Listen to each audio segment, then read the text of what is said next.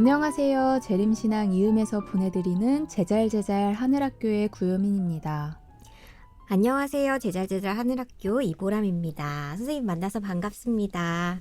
네, 선생님 제가 하나 여쭤볼게요. 선생님 혹시 기억에 남는 아동기의 남자친구가 있으신가요? 남자친구들은 잘 기억이 안 나는 것 같아요. 아, 그러세요. 최근에 제가 우연히 초등학교 2학년 때 단체 사진을 보게 됐었는데요.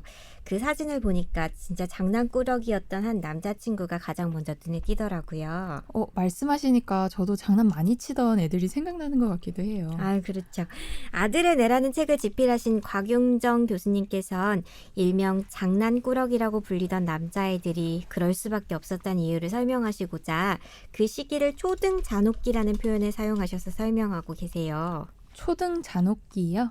네, 이 시기는 엄밀히 말하자면 남성이라는 성별을 가진 아이들에게 좀 잔혹한 시기입니다. 일반적으로 학교라는 곳이 아이에게 무엇을 요구할까요? 질서를 지키고 좀 얌전히 앉아있으라고 요구하는 것 같아요. 네, 맞아요. 40분씩이나요. 그러나 뇌 발달의 관점에서 볼 때 이 남자아이들에게서 분비되는 테스토스테론은 도파민을 분비시켜서 뭐든 경쟁하게 하고 몸을 움직이고 싶어서 어쩔 줄 모르는 상태로 만들어버리죠. 그렇다면 이런 시기에 교실에서 어떤 성별의 아이들이 높은 학업 성취도를 보일까요? 당연히 여자아이들이겠네요. 반면에 남자아이들은 장난꾸러기라는 낙인이 찍히고요. 네, 정확히 짚어주셨어요. 우리가 초등학교 시절에 너무나도 당연하게 받아들였던 이 장난꾸러기 남자아이들의 짓궂음이 그 아이들에게서 분비되는 도파민에 의해 지배받았다는 사실입니다. 그러나 이러한 원인을 공부하지 않았던 부모나 교사들은 이 아이들을 남녀라는 이분법적 잣대로 판단하게 되고 이런 부정적 판단이 남자아이들로 하여금 스스로 나는 무능한 말썽쟁이야 라고 받아들이도록 만드는 것이고요. 결국 남자아이들은 정말 무능한 말썽쟁이처럼 행동하고 여자아이들은 그 아이들을 색안경 끼고 바라보게 되겠어요. 네, 맞아요. 그런데 이런 문제는 어디서부터 잘못된 것일까요? 오늘 주제가 자녀의 성교육이니까 혹시 성과 관련됐을까요? 네, 맞아요.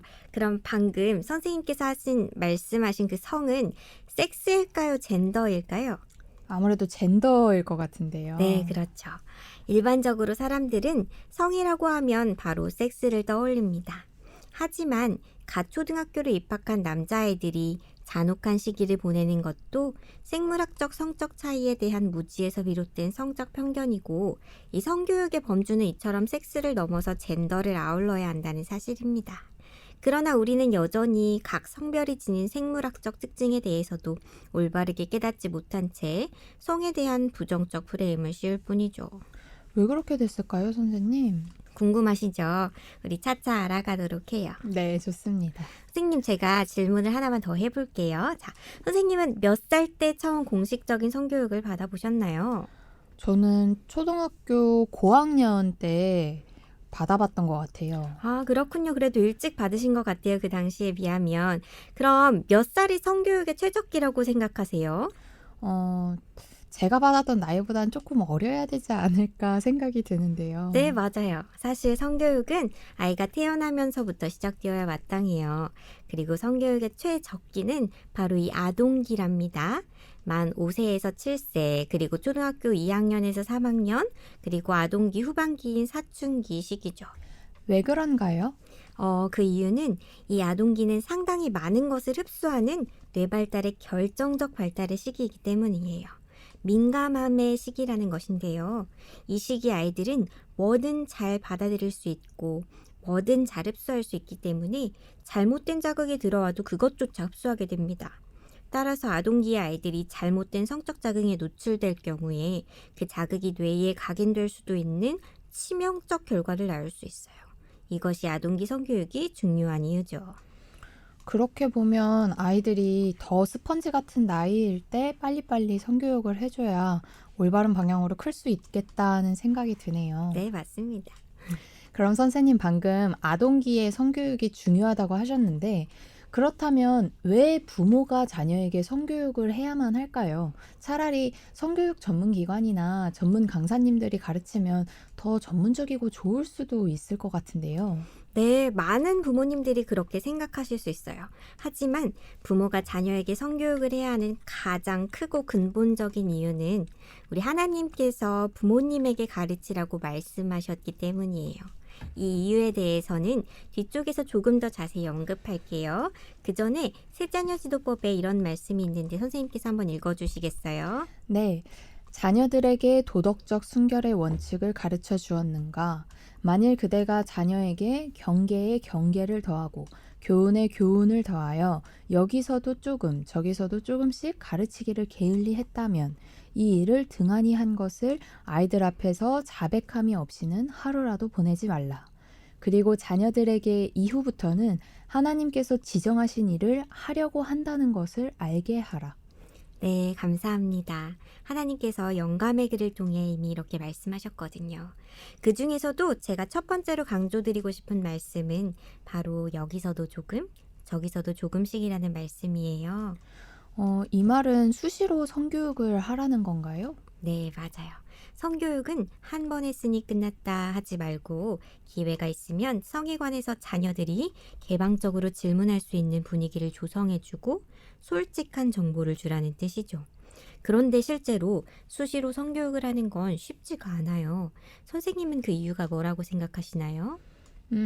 시간이 없기도 하고 잘못했다가 역효과가 나서 무서우실 것 같아요. 네, 모두 맞아요. 시간이 없어서 성교육을 수시로 못 하시는 부모님도 많이 계시고요. 또 시간이 있어도 성교육은 한 번에 심도 있게 진행하는 것이 좋을 것 같아서 또는 너무 잦은 성교육이 혹시나 아이에게 부정적인 영향을 미칠까봐 이러한 우려 때문에 자녀들과 성에 대한 대화를 자주 나누지 못하시는 부모님들도 많이 계십니다. 하지만 하나님께서는 여기서도 조금, 저기서도 조금씩 성교육을 진행하라고 하셨어요. 그렇네요. 그럼 어떻게 해야 여기서도 조금 저기서도 조금씩 성교육을 하는 걸까요? 이를테면 학교 성교육을 받으면서 무슨 생각을 했는지, 또 나와 다른 성을 가진 친구들에게는 어떤 변화가 생기는지, 남자애들에게는 호기심이나 실수로 할 수 있는 행동들이 성폭력이 될 수도 있음을 구체적으로 대화를 통해 이야기해 나가라는 거죠. 그런데 그렇게 하는 것이 조금 어렵게 느껴지는 부분이 있어요. 네, 맞아요. 수학 공부를 오늘도 조금, 내일도 조금 아이에게 가르치는 것은 조금 더 쉬울 거예요. 그쵸. 근데 성교육은 다르죠. 왜 우리는 자녀에게 성에 대해 가르치는 것을 이렇게 어렵게 느낄까요? 그 이유를 찾아가기 위해서 하나님께서 세상을 창조하셨던 순간으로 한번 돌아가 볼게요. 하나님께서 인간을 어떻게 창조하셨나요? 하나님의 형상을 따라 창조하셨어요. 네, 맞아요. 그러나 안타깝게도 연약한 인간이 죄를 짓고 에덴 동산으로부터 쫓겨나게 되는데요. 우리가 성에 대해 언급하고 가르치는 것이 어려운 이유는 하나님께서 창조하신 아름다운 성이 아니라 아담과 하와가 범죄한 이후에 죄된 성에 대해 가르치려 하고 있기 때문입니다. 우리가 성이 가진 아름다운 가치를 간과했기 때문인 거군요. 네, 맞아요. 그래서 저를 포함한 많은 부모님들께 꼭 말씀드리고 싶은 사실이 있어요. 만약 성교육을 시작하기 전 부모로서 성에 대해 불편한 부분이 있거나 성의 아름다운 가치를 간과하고 계시는 분이 계시다면 먼저 하나님께 솔직하게 그 사실을 고백하고 성의 아름다운 면을 보게 해달라고 구하시길 바랍니다. 그리고 자녀를 교육하는 모든 과정이 함께 하시기를 구하는 것이 성교육의 첫 단계라고 생각됩니다. 네, 저도 하나님 앞에 먼저 이런 것들을 해결하고 자녀를 대해야겠다는 생각이 드네요. 자, 그럼 지금부터 좀 더 구체적으로 성교육에 대해 알아볼 텐데요. 그 전에 말씀드리고 싶은 사실은 이걸 모두 자녀에게 교육하거나 적용하기를 바라지 않는다는 사실입니다. 왜일까요? 저는 하나님께서 성교육을 부모에게 맡기신 이유가 여기 있다고 생각하는데요. 성교육은 부모가 가진 가치관과 신념에 맞추어 교육할 필요가 있는 부분이라 아무리 뛰어난 전문가라도 나의 아이에게 그 사람의 성적 신념을 심어줄 수는 없으니까요. 그렇네요. 내 자녀에게 나의 신념을 심어주는 것, 그건 되게 중요한 것 같아요. 네, 이번 강의는 성교육을 하면서 당면하게 될 곤란한 질문이나 교육하기 곤란한 주제에 대처할 수 있는 아주 작은 부분에 대한 정보만을 제시할 것입니다. 사실 모든 것을 다루기에는 성의 범위가 터무니없이 넓고 지금 제한된 시간은 너무 짧기 때문이죠. 네. 그래도 필수 팁이라고 생각돼서 너무 다음 내용이 궁금합니다. 네. 그러니 필히 모든 부모님께서는 자녀에게 성교육을 하기 위해서 먼저 기도로서 자신의 성적 가치관을 세우시고 신념을 가지고 건강한 정보들을 열심히 찾아 공부하고 자녀와 함께 끊임없는 대화를 나눠가시길 바랍니다. 그럼 첫 번째로 성 정체성과 동성애에 대해 알아보도록 해요. 선생님은 어렸을 때 머리가 길었나요? 짧았나요? 저는 길렀어요. 아, 예쁜 공주님이셨겠어요. 제가 지난 주말에 3040 캠프를 다녀왔는데요. 머리가 좀 긴 5살과 2살 형제 가족이 캠프에 참여했어요. 그런데 제가 젠더 감수성에 대해서 수없이 이야기하면서도 무의식적으로 그 아이들을 여자아이들로 인식하고 있더라고요. 그런데 다행히도 한참을 관찰해보니 아들들인 게 분명해서 실수를 면했는데요. 캠프가 끝날 때까지도 이 아이들이 여자인 줄 아시는 분들도 계시더라고요. 맞아요. 제가 성장할 때까지만 해도 남자는 머리 짧아야 돼, 여자는 머리를 길러야 돼, 이런 생각들이 되게 많았던 것 같아요. 네, 맞아요. 그랬어요. 우리는 그동안 남자는 파랑, 여자는 핑크라는 세상에 살아왔어요. 그래서 종종 어떤 부모님들은 아들이 축구를 싫어한다고 딸이 치마 입는 걸 꺼리고 이성에 관심이 없다고 해서 걱정을 하시기도 해요. 네.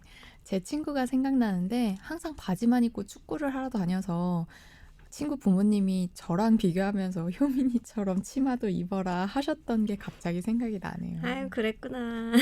하지만 어릴 때 오히려 이러한 걱정들이 독이 될 수도 있다는 사실을 생각해 보셔야 한답니다. 최악을 상상해서 아이들의 확신을 무너뜨리기보다 우리 부모님들께서는 항상 아이들을 믿어주고 사랑하면서 지지해줄 필요가 있어요. 네. 사실 축구를 좋아한다, 뭐 바지만 입는다고 해서 여자의 성별이 남자로 되는 것도 아닌데 우리 부모님들 세대까지만 해도 왜 그렇게 그걸 경계했는지 지금은 또 한번 생각을 해보게 되네요. 그러게 말이에요. 그러나 아이들이 10대가 되면 부모의 관여가 필요한 시기가 찾아올 수 있는데요. 종종 10대 아이들은 성 정체성에 대해 혼란을 느끼는 경우가 있어요. 심각한 경우에는 때론 10대인 아이가 자신이 동성애자인 것 같다는 고민을 부모에게 털어놓을 수도 있습니다. 아, 부모님 입장에서는 상상만 해도 정말 아찔해지는 고백이네요. 그렇죠. 하지만 이때 부모는 조급하게 아이를 동성애자로 단정해서는 안 된답니다. 왜냐하면 10대의 동성애적 느낌과 동성애적 행동을 경험했어도 이성애적 기호를 가진 성인으로 성장하는 경우가 대부분이기 때문이죠. 하지만 동성애 권리 단체들은 동성애자라는 사실을 이른 나이부터 받아들이도록 분위기를 조장합니다. 아, 그래서 혼란 가운데 있는 아이들이 자기도 모르게 자신이 동성애자인 줄 알고 그렇게 생각하고 행동하게 될 수도 있는 거군요. 네, 맞아요. 이때 부모님의 역할이 정말 중요하죠. 그래서 부모님들께서는 아이가 동성애적 관심과 느낌 때문에 혼란스러워하는 것인지 아니면 실제로 아이가 동성애적 기호를 가지고 있는 것인지 주의 깊게 살펴보셔야 해요. 특별히 자녀가 혼란스러운 마음을 가라앉히고 괜찮다는 소리를 듣고 싶어서 그런 것인지 아니면 전문가를 찾아가서 해결해야 하는 문제인지 구분할 수 있는 지혜를 가질 필요가 있죠. 그럼 단지 성 정체성에 대해 혼란을 느끼는 아이들에게는 어떤 도움을 주면 좋을까요? 그런 친구들에게는 동성 부모나 동성 부모와 같은 존재, 즉 조부모나 친척 형이나 친척 언니 등이 해주는 공감과 조언이 혼란을 잠재우는 데 큰 역할을 합니다. 한 아이를 키우는데도 온 마을이 필요하듯이 아이의 성교육을 위해서도 온 가족이 필요할 수 있겠네요. 네, 맞아요. 둘째로 생식기를 표현하는 용어에 대해서 한번 알아볼게요. 선생님, 이번에도 제가 질문을 하나 할게요. 제가 가르치는 부분의 이름을 말해보세요. 자, 여긴 어디일까요? 눈이야, 여기는 뭘까요? 입이야. 네, 잘 맞추셨어요. 우리는 아이들에게 신체 부위를 정확한 명칭을 통해서 알려줍니다. 그러나 생식기에 대해서는 애매모호하고 비유적인 용어를 사용할 때가 많아요.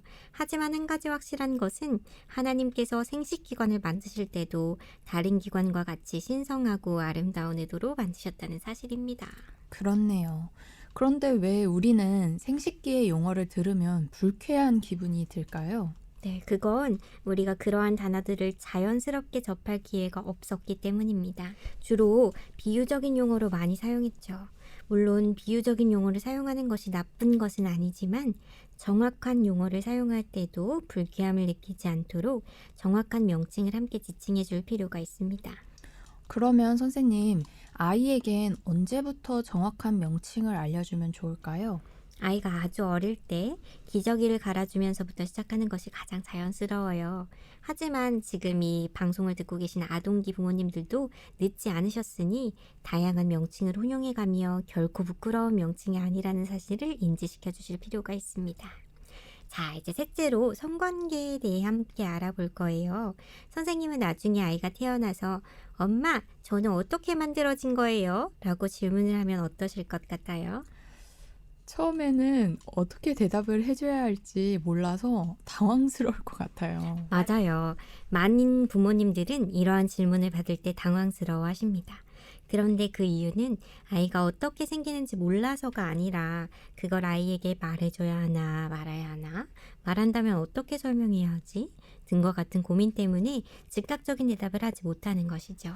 그러면 아이에게 어떻게 설명해줘야 하나요? 두 가지 대답을 할 수 있어요. 만약 아기가 생기는 과정을 이해할 만한 단계의 아이라면 성교육을 위해 만들어진 책을 활용하여 자세히 설명해 줄 수 있습니다. 사실 그보다 좋은 것은 아이가 묻기 전에 미리 날짜를 잡고 이를테면 8살 생일에 특별한 장소에서 성관계에 대한 교육을 진행하는 것도 좋은 방법 중 하나입니다.